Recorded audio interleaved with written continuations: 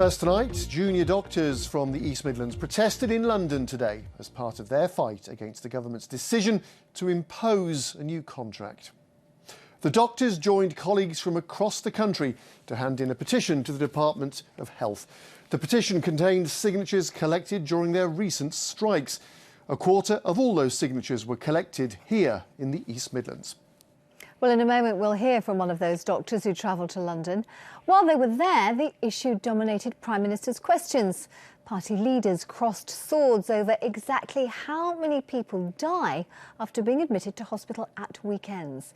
We're listening to that debate with our political editor, Tony Rowe. He joins us now from Westminster. Tony, good evening to you. A pretty lively debate, wasn't it?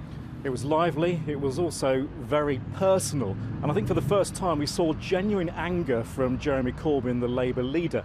With me now is Maggie Throup, who is on the Health Select Committee, the Conservative MP for Erewash. Now, you sat there, you saw this, and you saw the passions that are aroused by this junior doctor dispute. How are you going to win this? I think there's passions on every side. I think it's because the NHS is so close to our heart. It's what makes our nation so great, is having that free point of care NHS. And I think really, we did get around the table with the junior doctors. We had some great negotiations, and we're so close to an agreement. You've got personal attacks from other politicians. You've also got public opinion, which seems to be against you. I think if you actually look at the contract that have been offered to the junior doctors, it's reduced working hours, it's a 13.5% pay rise, it's trying to be more flexible with their weekends off, it's providing overtime pay for Saturday evenings, Sunday. What do you say though if a junior doctor came into your surgery on a Saturday, your political surgery, and said they were really fed up? What could you do to raise their morale? I think it's a matter of you have spoken to junior doctors, and some are just getting on with their work. They've got a fantastic vocation, they're fulfilling that. Yes, some are a bit demoralised. But I would actually say just sit back and remember why we're all doing what we do. It's because we've got a passion about it, and it's at the end of the day, it's patients that are important. Maggie Throup, thank you very much. That's it from Westminster for the moment. OK, Tony, thank you. Well, as we said, we can now talk to one of the junior doctors who was down in London earlier today helping to present that petition. Because joining us now from our studio in Leicester is Dr. Gianna Strutinsky-Mason, who works as a junior doctor across the East Midlands. Dr. Strutinsky-Mason, the government is obviously standing firm. They're going to impose this contract. It's over, isn't it? Don't you just have to accept it? No, definitely not.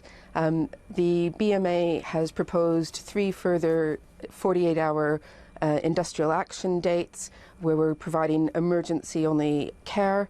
And also they are doing things like asking for a judicial review of the contract because it hasn't gone through equality impact assessment to this point in time yet. And really the date that they have given us for imposition of August is really just a random date. There is no, we've been arguing about this for months, some people would say years. There's no reason to push something through that is unsafe, unfair. And what we were doing in London today was trying to ask David Cameron to put patients before politics. Well, let's talk about patients, to stop the imposition of this contract. Yeah, let's talk about patients. Do. Already your strike days have seen the cancellation of over 2,000 outpatient appointments and 180 operations. Those strike dates of 48 hours each that you've mentioned, they're really going to strain people's patience, aren't they? Well, I think that so I've been part of this grassroots effort called Meet the Doctors, and we've been talking to people since before the first industrial action dates were proposed.